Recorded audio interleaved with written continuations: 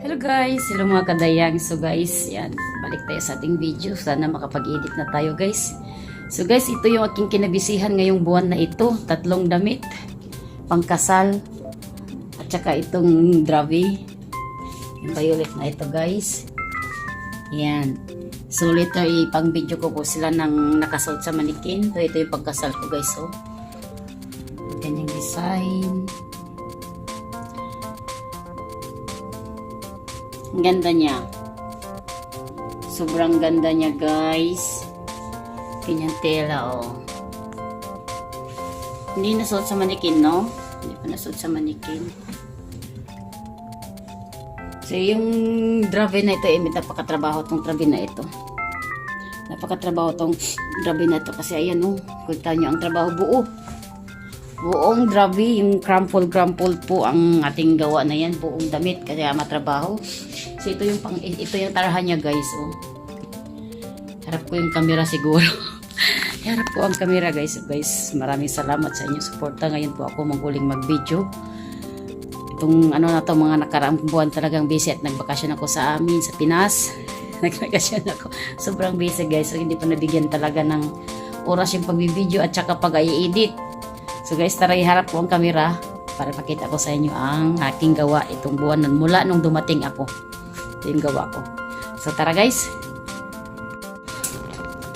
Yan guys, yung ating pagkasal. Oh. Diba tapos, ito yung kanyang taraha. Taraha niya. Yan siya. Oh. Taas yan. Oh. Mamaya, i-pull ko po yan pag video.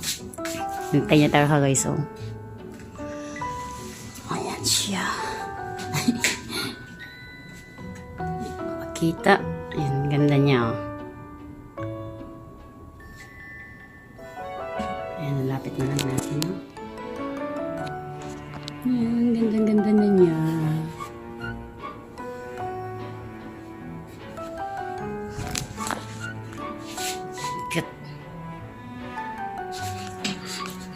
Feel kukuha guys, be.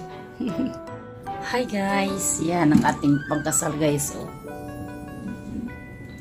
Yan. Ganda na niya. Yung design niya mo. Dagdagan ng design. So, ito yung kanyang tarha guys. Tarha. So ito po yung ginawa kong dravi. Yan. Dravi. Malapit na matapos. Ito na lang. Sa belt na lang ako guys. Tapusin ko, matatapos na siya. So, ito yung magkasal yan ng kanyang belo. Haba.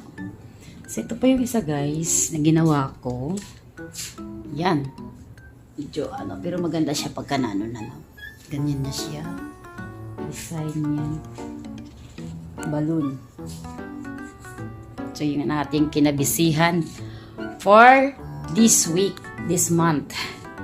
Itong buwan na ito yung gawa ko 3.